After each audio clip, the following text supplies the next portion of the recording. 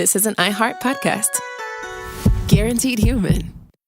Work can be a little weird. Cringy training seminars, coworkers who won't stop talking about their plant, forgetting the mute button at an inopportune moment. We have to deal with a lot on any given workday. Sometimes it can feel hard to thrive and move forward in your career. Well, that's where LinkedIn comes in. LinkedIn helps you get ideas and insights from experts in your field, connect with people professionally, grow your network, and access tools designed to help you find the right fit for your next role. Whether you're just getting started, figuring out your next move, or looking to accelerate your career, LinkedIn is built to support you at every stage because LinkedIn is the network that works for you. Visit linkedin.com/knowstuff to learn more. If audiobooks are your thing and you've been meaning to listen to more of them, you should check out a podcast called Earsay, the Audible and iHeart Audio Club, hosted by Cal Penn. Each episode spotlights standout audiobooks on Audible across all kinds of genres: sci-fi, comedy, romance, thrillers, and more, with Cal talking to guests who help break down what makes each story worth listening to. It's a fun, easy way to discover your next great audiobook. Check out Earsay on the iHeartRadio app, Apple Podcasts, or wherever you get your podcasts.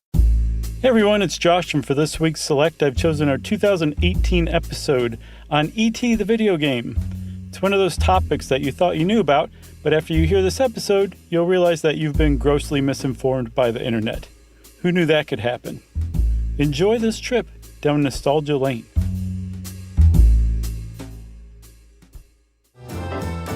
Welcome to Stuff You Should Know, a production of iHeartRadio.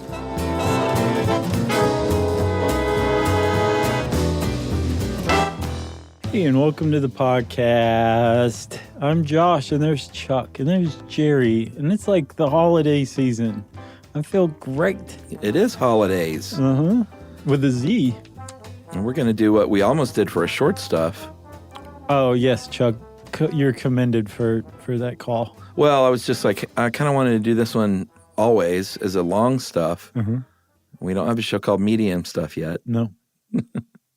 We have a so-so stuff. It's called Stuff You Should Know. Yeah. But yeah, I saw that documentary, Atari Game Over, a few years ago. It's a good one. And I also guested on Tech Stuff and did a 2-part episode on the history of Atari. It's a good one. With Strickland. He's great too. And we could probably do Atari on its own at some point too. But, I agree. I think we definitely should. But this is, I mean, I was about to say if Strickland and I could get 2 episodes out of it, but you know how that guy goes on. Oh my God. He's the hardest working man in podcast business, I'll tell you that. Just ask. So we're talking today about what is widely believed to be the worst video game of all time. Except that it's not. Except that it's not, yes. It's true. I love stories like this where it's like everything you thought you knew was wrong. And really stop and ask yourself, how did you even know that this truth that you knew before? I love that, man. Yeah. E.T., the Atari video game, a lot of people, it's that whole internet bandwagon thing, I think. Yes. Worst game of all time. They tried to bury it in the desert. It was so bad. Right. Killed Atari, killed the whole stinking industry. Right, but it was just that bad of a game. Oh, you've played it? No? Yeah. I will say this. It may be one of the most disappointing games of all time. It could be, yes. Because if you were a kid back then, like me and you, and you played Atari like I did, it was a disappointment. It was greatly anticipated, I'm sure. A lot of anticipation. That was that was probably the biggest reason why it gets all the attention. It's because it was E.T. It wasn't, what was that dumb game? Sorcerer. Yeah, or fast food. There were so many bad video games for Atari. Yeah, there were a lot. It was awful. So we'll just come out and say, no, E.T. is not the worst video game of all time. There were a lot of worse, far, far worse video games than E.T. But like you were saying, as far as the anticipation went, as far as the letdown went, as far as the loss of money went, you can understand how people would say this is the worst of all time. But also the timing of its failure was so bad. Utterly, amazingly perfect that it just took it from worst video game of all time to worst video game of all time. Yeah, it's like here, Atari and video home console game industry, you're not doing well. and I notice you're sinking. Let me tie this anvil around your ankle Right. that's shaped like E.T. Yep, that's right. It's just really bad timing. So let's get into the story because it's one of the more interesting ones, and it features a great guy named Howard Scott Warshaw, who, if you've seen the movie Game Over, you have probably come to really like and admire. Good dude. Good dude. Brilliant designer. Uh-huh. And like just a genuinely great guy. The story begins back in 1982, I believe. It was 1982. He was a designer at Atari. He'd apparently started out writing code at Hewlett-Packard and was very unhappy. So he made the move over to Atari, even though he had zero experience with game design. But he was really an exciting game designer because he came up with some really innovative ideas. Yes, Yar's Revenge is one of the best Atari 2600 games of all time. Did you have that one? Oh yeah, I never played it. it's great. Still great. It's kind of Space Invaders or something. It's like a shooter thing, kind of. Yeah. A single screen shooter. Well, you're I guess you were Yar, and you're this sort of bug-like creature. And instead of shooting at something to chip away at it, you do it so with your body. So you just fly into this. Oh, I think I have played that. You would fly into this. I mean, of course, all this stuff was supposed to represent like a spaceship or a planet. Oh, okay. But it was made up of, blocks and cubes. So I don't even know what it was. Yeah. But your whole point was to make it smaller. Gotcha. And you would fly into it. I know what you're talking Instead about. of, shooting, you would fly into it. For my money, that kind of game, the best of all time was Centipede. Centipede is great. It was great. I mean, a lot of those games I played at A when I happened upon an arcade. Galaga and Frogger and Centipede and Defender. Like, those are still really good, challenging jousts. Sure, Ms. Hard, Pac-Man. fun games. Yeah, Miss Pac-Man. Yeah. They just stand up still. For sure. It's not like you go to Galaga or Joust now and you're like, this is easy. What was I thinking? I was such a stupid kid. Those are still hard, challenging games. And I think that's sort of the key to a good video game is it's got to be winnable, but it's got to be hard. Because a kid doesn't want a pushover. Right. But a kid also wants to win. So Howard Scott Warshaw knew this. Like, he was a game designer. He wasn't like a code monkey or anything like that. He was a game designer, an artist. I'm sure he considered himself, especially at the time, and he should have.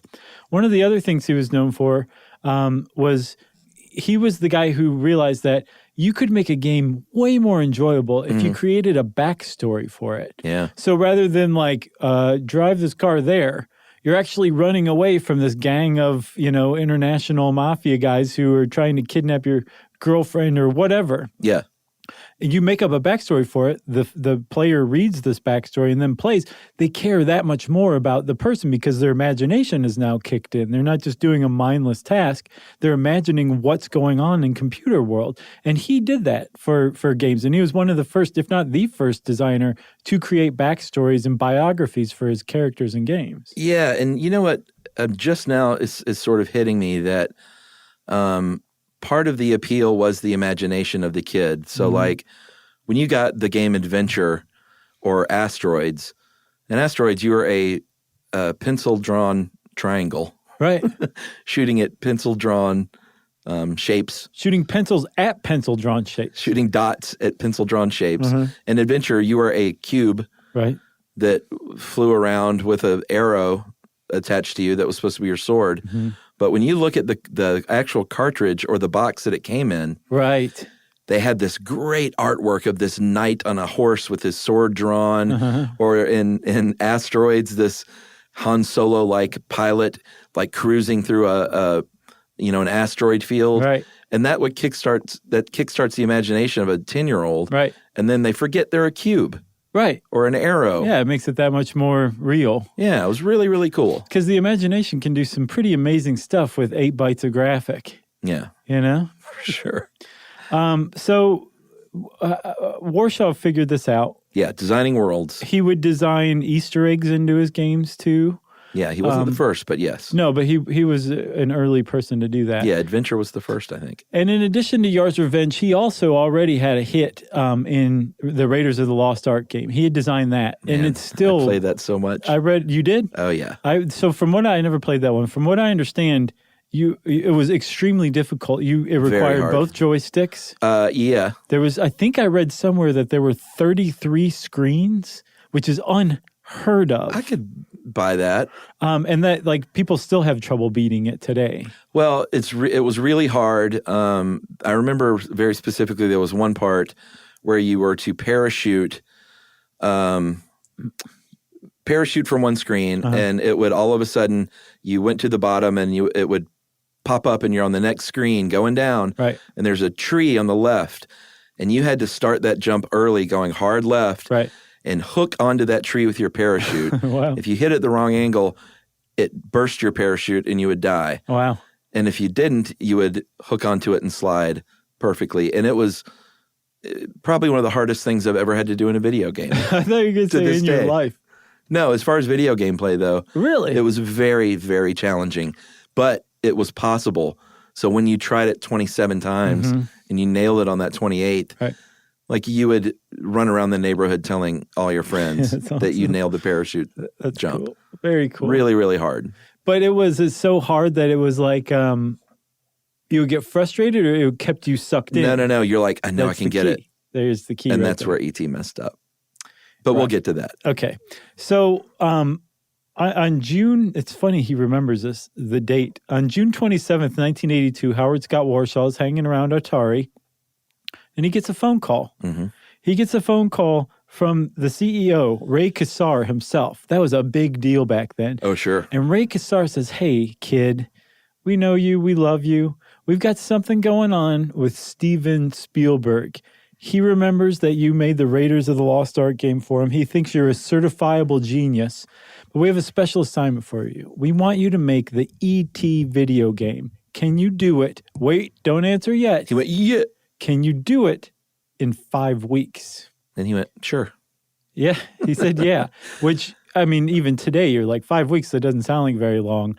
That was less than a tenth of the time that it would normally take. Yeah. And he had, the little secret is that he had already called some other people in the company and said, The CEO. yeah, is this even possible? Or am I just crazy for asking this guy to do this in 5 weeks? Right. Because it takes 5 or 6 months. And they all said, no, it's not possible. And he said, well, I'm going to ask him anyway. Right. And Howard Scott Warshaw didn't realize that they'd already told him, like, no, this can't be done when he said yes. But he was locked in the punch and he was 24 years old and Sure. full of exuberance and hubris and all sorts of stuff and said, I can do this. So he did. And the reason why this schedule was so shortened, it usually took 5 to 6 months for a game to be developed. Mm-hmm. And he had 5 weeks to do it. And the reason why is because the haggling, the deal to get the rights for the E.T. game, Yeah. for Atari to purchase them, which they bought for $21 million, Yeah. took way longer than expected. And they really wanted this game out in time for Christmas. That was the whole deal. So because the deal had worked all the way up into the summer and Christmas was on the other edge, they needed also several weeks to manufacture the actual cartridges and get them into stores. Yeah. If you laid all this timeline out, they left 5 weeks to develop a game from scratch. So they knew just the guy to do it, and it was Howard Scott Warshaw, and Howard said, I'll give it a shot. I'm going to do it. Yeah, and I should point out that when you say 5 or 6 months is the usual time, 5 or 6 months was fast. The usual time was more than that. Well, you also probably had a team working on it, Like too. 5 or 6 months was the Rush version Right. anyway. Yeah. I mean, I not think the Raiders, band Rush. I think Raiders, not the pretty delightful prog rock version. Did that have they should have their own video game. I'm surprised they didn't. They were like right Wonder there if they in that, did. in that wheelhouse. Wouldn't surprise We would me. know. Like the 2112 game or something? We would know. Yeah. you're There's right. no way we wouldn't know about the Rush 2112 Atari game. So Warshaw gets to meet with Steven Spielberg in L.A. and was not given direction or a brief. He meets with Spielberg, says, here's what I propose, this adventure game that follows the plot of the film somewhat, where the kid is E.T. playing the game. You are E.T. Right. And you got to go around and collect all these pieces to build a phone so you can phone home. And the government's after you and these bad doctors are after you. And it's just like your movie. Right. And Spielberg was like, well, can't you just have him like running around eating Reese's Pieces like Pac-Man? Yeah. And he went, oh.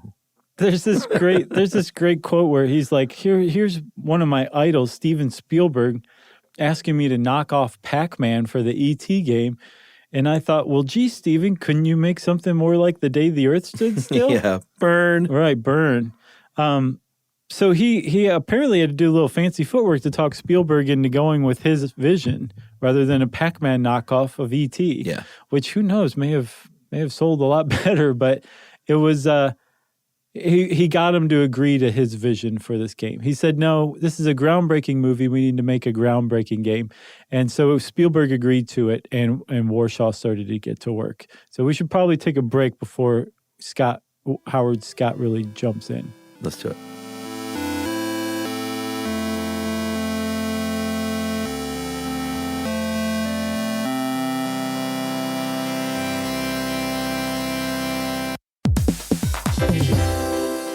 Have you ever invested in something that seemed incredible at first but didn't live up to the hype? Well, marketers know that feeling. They optimize for the numbers that look great, impressions, reach, and reacts. But when they don't show revenue, well, that's a not so great conversation with the CFO. LinkedIn has a word for that: bull spend. That's right, because you need to invest in what looks good to your CFO. LinkedIn Ads generates the highest ROAS, 121% of all major ad networks. You can reach the right buyers with LinkedIn Ads, and you can target by company, industry, job title, and more. So cut the bull spend. Advertise on LinkedIn, the network that works for you. Spend $250 on your first campaign on LinkedIn Ads and get a $250 credit for the next one. Just go to linkedin.com/SYSK. That's linkedin.com/SYSK. Terms and conditions apply.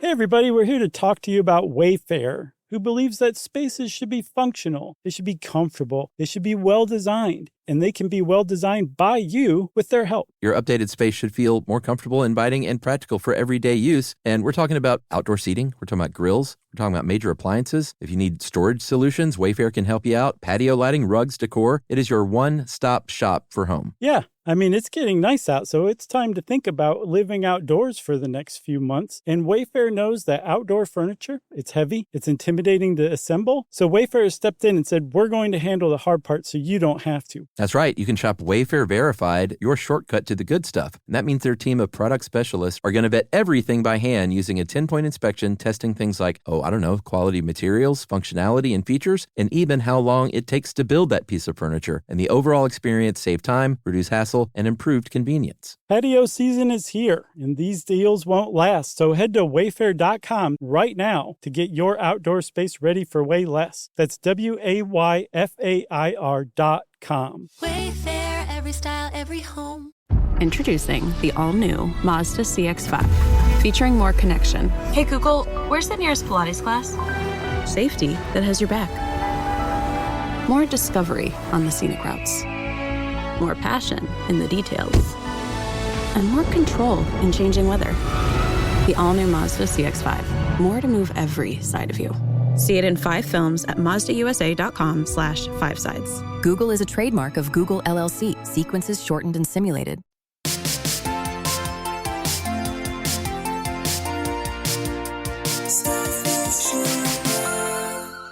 All right, Chuck, so it's basically the beginning of July 1982, and Howard Scott Warshaw is the sole programmer for an E.T. video game, Atari's biggest bet that they spent $21 million on the rights to, that they're going to spend an additional $5 million on the advertising budget for, the most anyone's ever spent on a video game up to that point.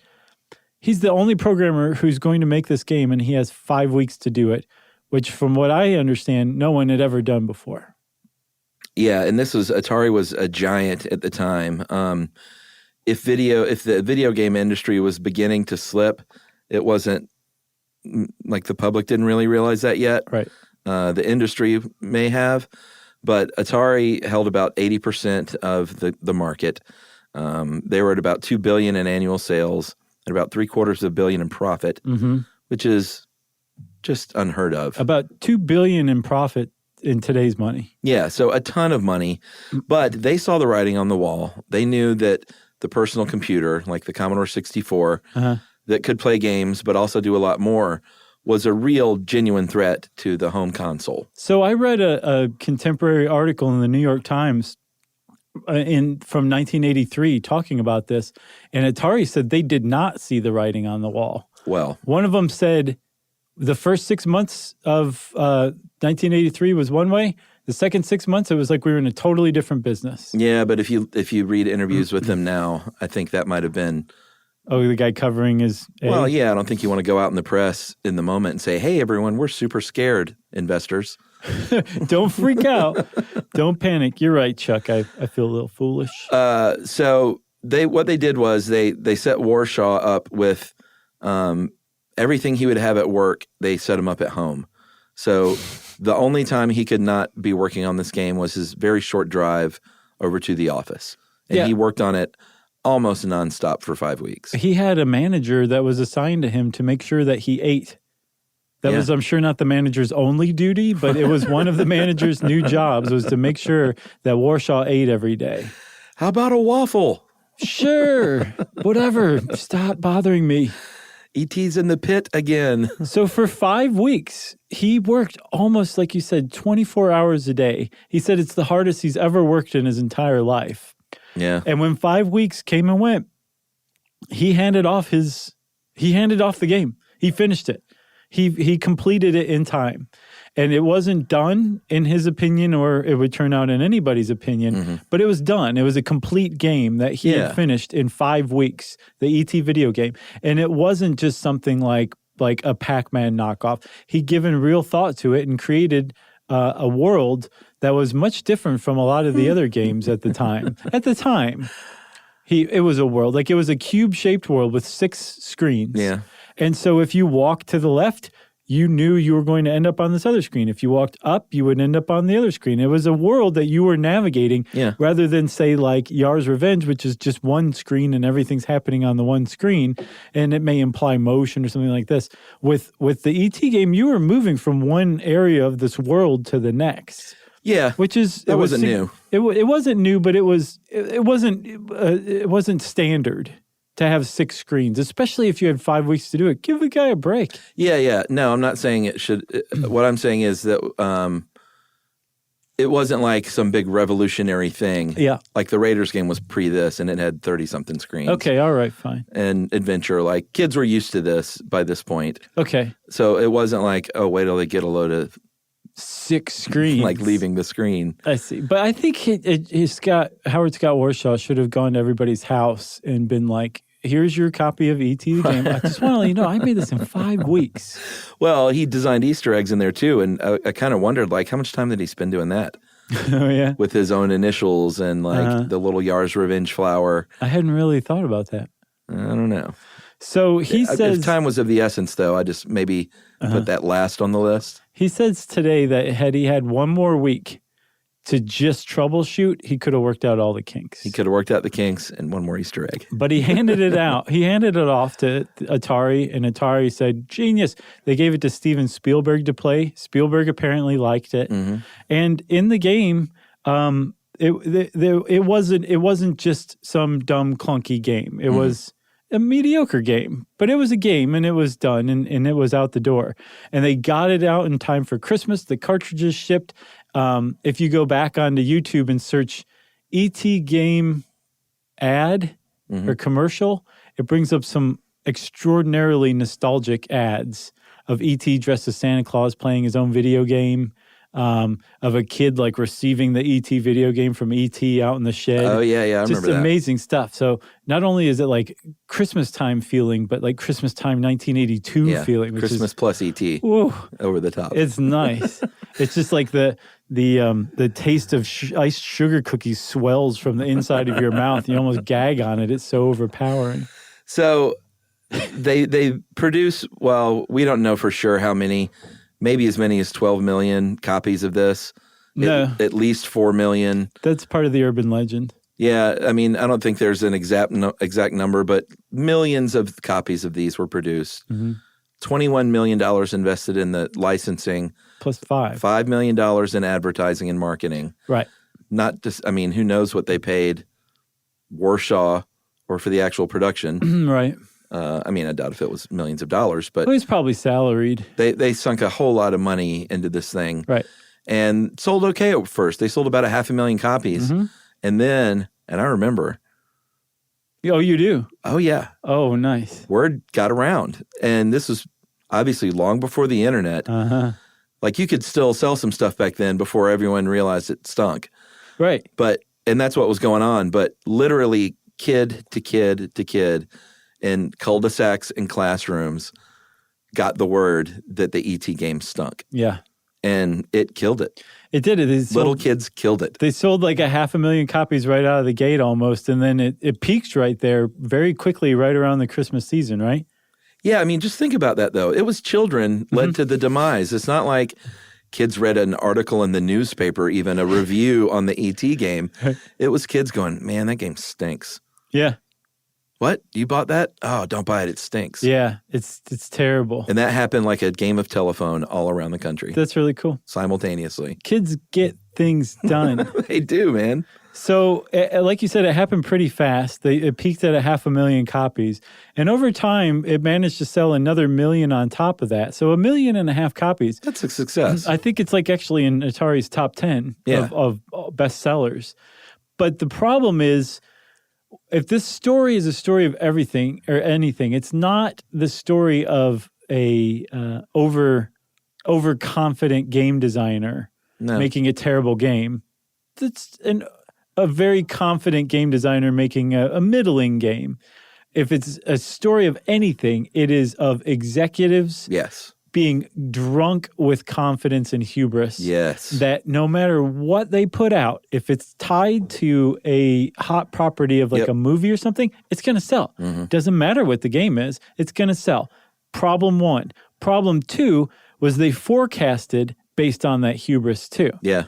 So not only did they say it's going to sell no matter what we put out, it's going to sell bigger than anything we've ever put out before. And they ordered 4 million cartridges. Well, again, it sold 1.5 million, and 2.5 million cartridges were sitting in warehouses, not to mention ones that were starting to be taken back. Because not only did kids go, I don't want this game, I want to take it back, and took it to the stores started taking their games back to Atari. Yeah. So Atari's like, wait a minute, everybody. This is E.T. the game. What are you doing? Put this in your 2600 and shut up. And people didn't listen. Yeah, and you can hardly blame the executives. I mean, they were like, Warshaw plus Spielberg is going to be another hit because we had it in Raiders. So I sort of get it, but it was that timeline. Right. Like that was the big problem. It was all the timeline. He could have created a game as good as Raiders. Right. Given 5-6 months, I'm sure. Yeah. Even given 2 months, he probably could have made an even better game. But it was kind of a boring game. It wasn't that fun. There's a very famous quote from a New York Times article in 1982 where a little 10-year-old said, "It wasn't that fun." Yeah. Which, that was kind of it. Yeah, that's all you need to say. And it wasn't. And not only was it not fun, but and I guess you could call it a bug. It was a bug. It seems more like bad design than just a mistake. But what would happen is E.T. would fall into these pits, and then he could levitate back out. But depending on which way you were, or even how you were holding the joystick, right, the slightest little move would cause E.T. to fall back into that pit. No matter what direction you went sometimes. Yeah, but it wasn't like all the time. It was, it happened enough though to where as a kid, remember you asked me earlier if it was frustrating trying to parachute as Indy? Yeah. It was not because you knew you could do it. Right. This was frustrating. I got you. Kids got frustrated because E.T. was falling in the pit and he would get out and he would fall in the pit. Right.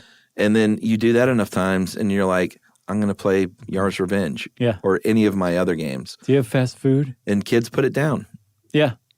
You know, they put down, well, they didn't put down the joystick and go outside and play. That would be like the movie ending. They just popped it out and put in the game that they liked. Exactly. So this was a big deal for Atari. because it came at the worst possible time. And speaking of the worst possible time, let's take a break and do an ad break, and we'll come right back. All right.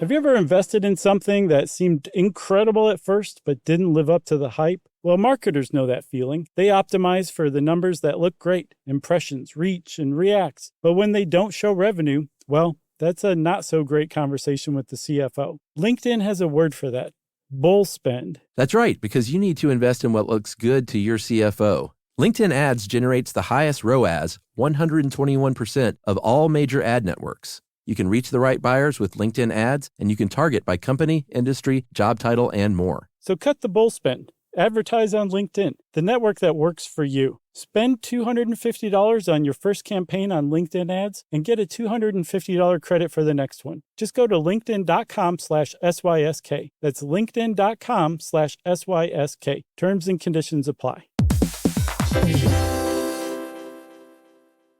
Introducing the all-new Mazda CX-5, featuring more connection, Hey Google, where's the nearest Pilates class?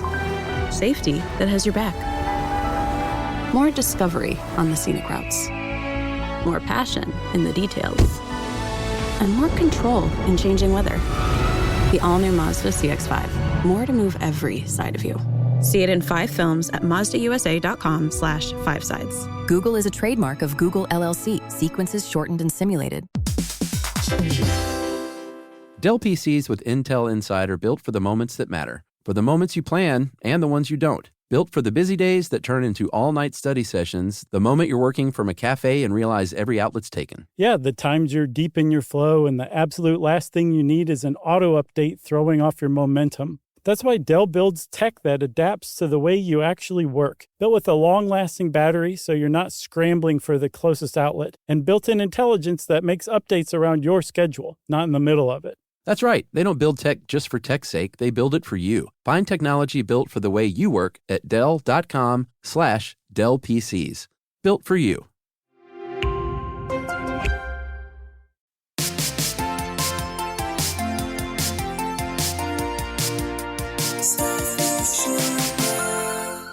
All right, Chuck. So like I was saying, this came at a really terrible time for Atari. You kind of talked about how the personal computer industry was starting to eat into their profits big time. And they really needed this ET bet to pay off. And not only did it not pay off, they lost tens of millions of dollars on this. Yeah. It was a huge, catastrophic bet for Atari. And the numbers are just stunning. Like you said, in 1982, Atari's profits were $2 billion. In today's money. No, that was, their profits, I'm sorry, in today's money. Yeah. Their gross was $2 billion. Yeah. In the second quarter of 1983, they posted a loss of $310 million. $536 million loss for the whole year. By 1984, the company had been sold. Yeah. So it went from $2 billion in profits to a loss of $536 million over the course of a year. Yes, and it was not because of ET. But this is the thing. Okay, so it gets even worse. Hold on, we're not there yet. I'm getting excited. The whole video game industry actually went down. Oh, yeah. So there's something called the North American video game crash of 1983, where not only did Atari go under, basically, the industry did. So the whole industry in 1983 had a $3.2 billion in sales. By 1985, 2 years later, they had $100 million in sales. Yeah. It was a crash. Like, that is a catastrophic crash. And like you're saying, no, it wasn't because of ET. But imagine this. Think about this. All of that has been laid ever since then at the feet of E.T. the video game and Howard Scott Warshaw. People look at him and say, you ruined the video game industry single-handedly. That's how he's thought of. I think that was the case. Up until like 2014 or 15, right? Yeah, I mean, I think people in the know knew that that was not the case. But the popular pop culture opinion of him. Yeah, maybe. Yeah. But let's say E.T. was a big hit, it would not have saved Atari. No, it may have like staved the bleeding a little bit, Maybe but for a not. It quarter. would have been a drop in the bucket, basically. Yeah. I mean, I certainly feel bad for Warshaw. Yeah. But he has a good inning, so stick around for that. Don't go anywhere. After E.T., he took some time off. He said that he just needed to sort of recover, I believe was the words he used. Mm-hmm. He went into real estate and did not enjoy that at all. And eventually, he became a psychotherapist, and that's what he does today. He's labeled the Silicon Valley psychotherapist and sort of specializes in talking. He jokes that he's fluent in English and nerd. So I think kind of specializes in talking to Silicon Valley types Right.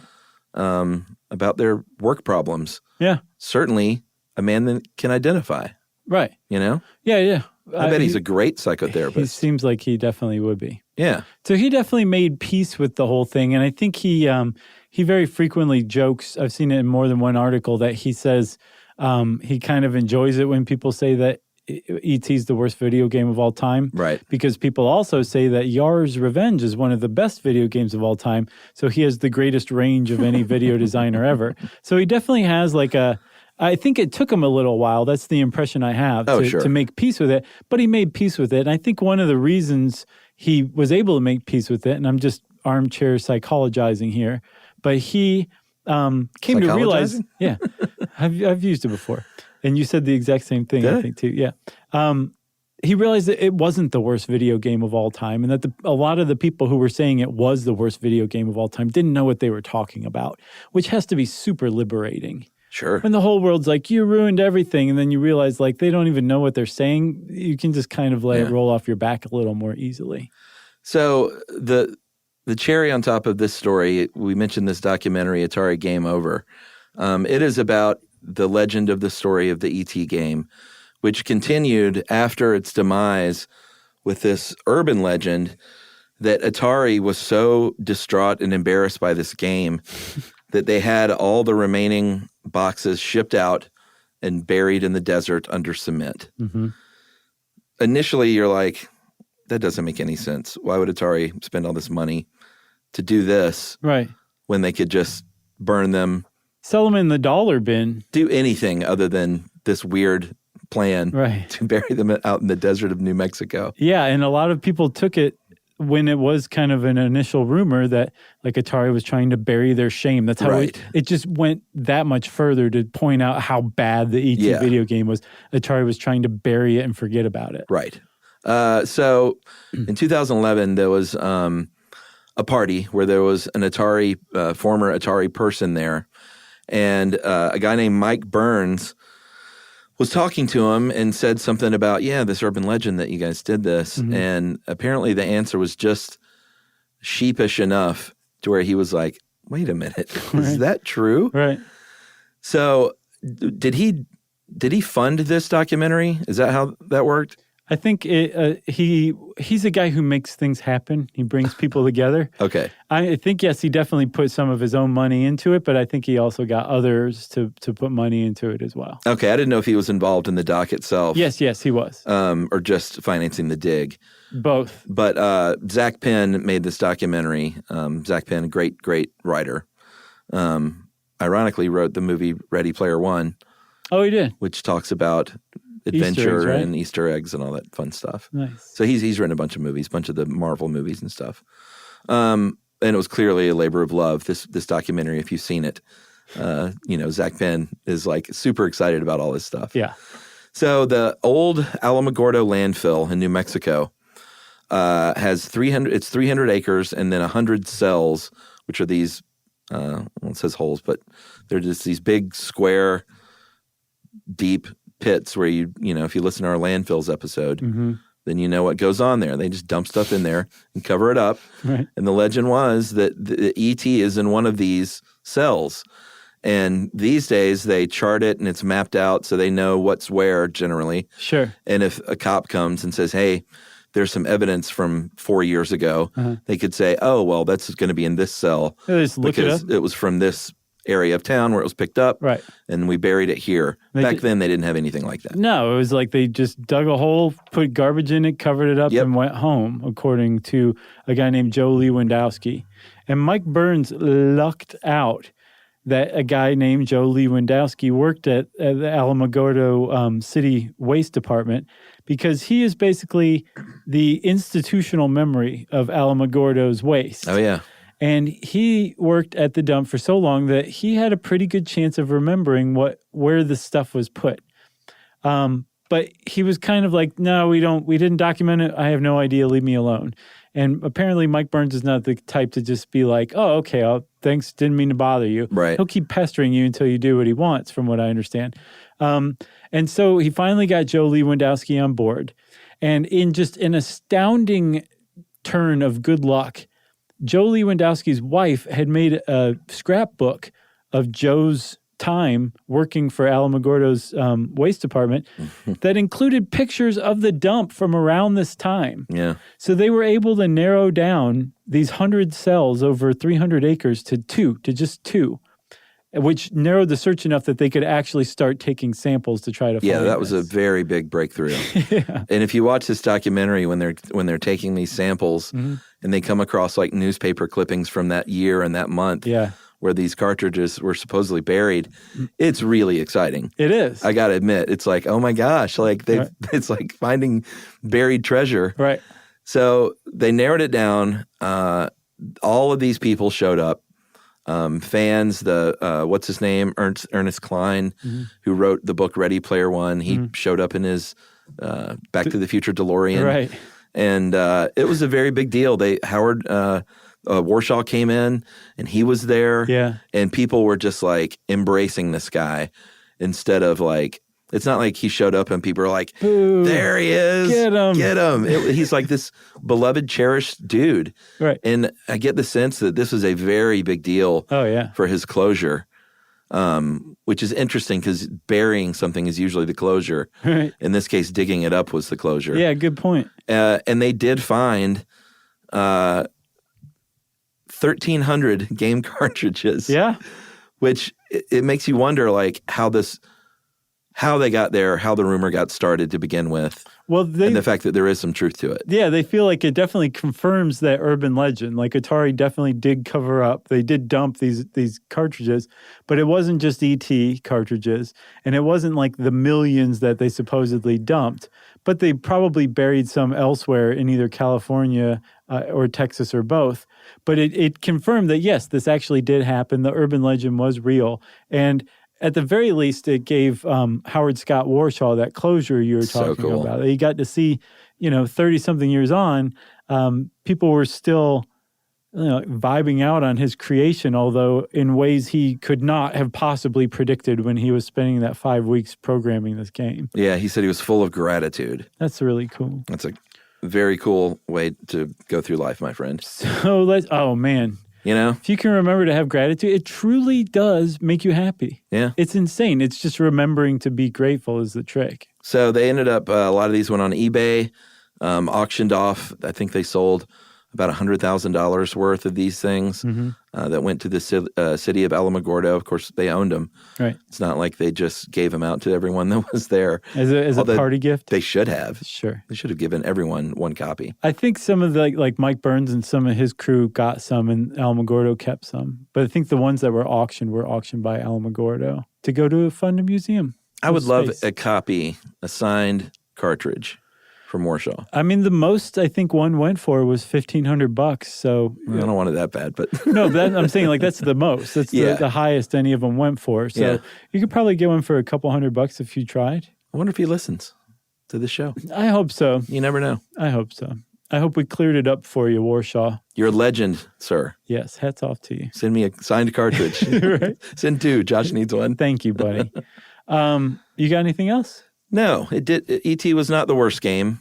There were games that were so bad that they were just in the dustbin of history.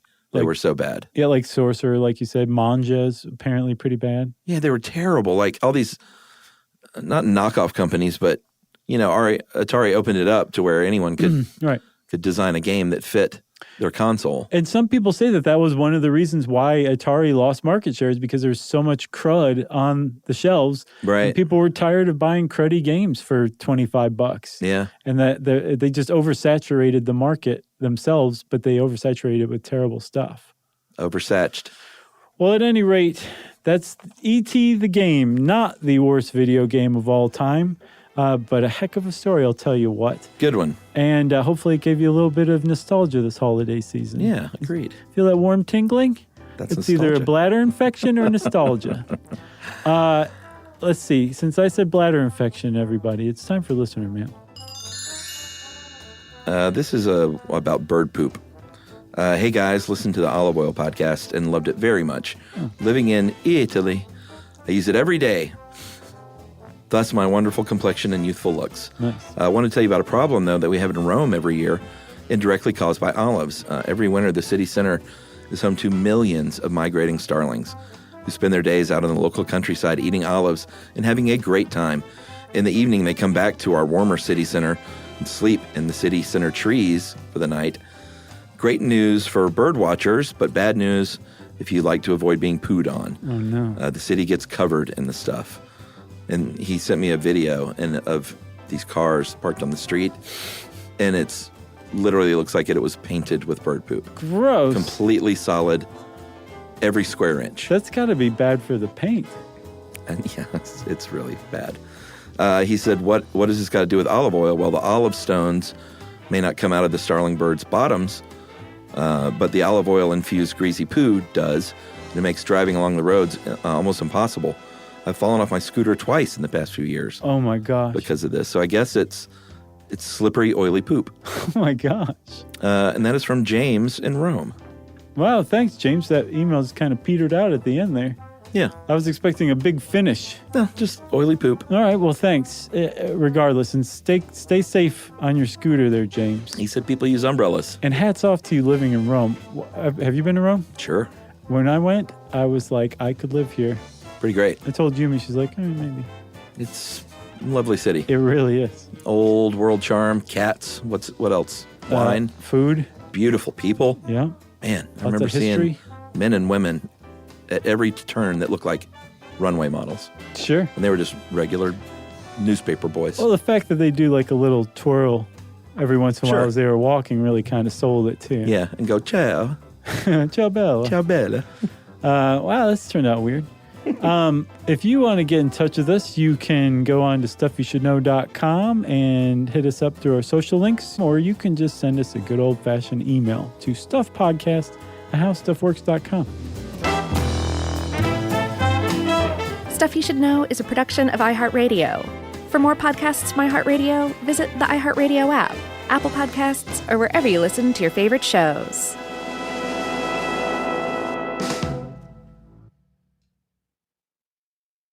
You know, you could be adored by everyone and still completely ignored by your cat. Trust me, I know. But if you feed your cat Sheba, you can go from being ignored to truly adored in 12 days, guaranteed, or your money back. Sheba has a full menu of products, appetizers, entrees, treats, even a kitten's menu. It's so cute. So Sheba has a product for even the pickiest eater. Like Sheba Puree, it's made with bone broth, they are chef-inspired flavors, it's got a smooth and creamy texture that cats love, and contains no corn, wheat, soy, or artificial flavors. It's food that your cat's gonna love. To learn more, check out Sheba.com. That's SHEBA.com. Service opens doors, and at American Military University, it can open doors for the whole family. If you have a loved one who served in the military, you may qualify for reduced tuition. AMU offers flexible online programs designed to fit your schedule, so you can keep moving forward wherever life takes you. Learn more at amu.apus.edu/military. Open doors to the future for you and your family with the help of American Military University. Introducing the all-new Mazda CX-5, featuring more connection. Hey Google, where's the nearest Pilates class? Safety that has your back. More discovery on the scenic routes. More passion in the details. And more control in changing weather. The all-new Mazda CX-5. More to move every side of you. See it in 5 films at mazdausa.com/5sides. Google is a trademark of Google LLC. Sequences shortened and simulated. This is an iHeart podcast. Guaranteed Human.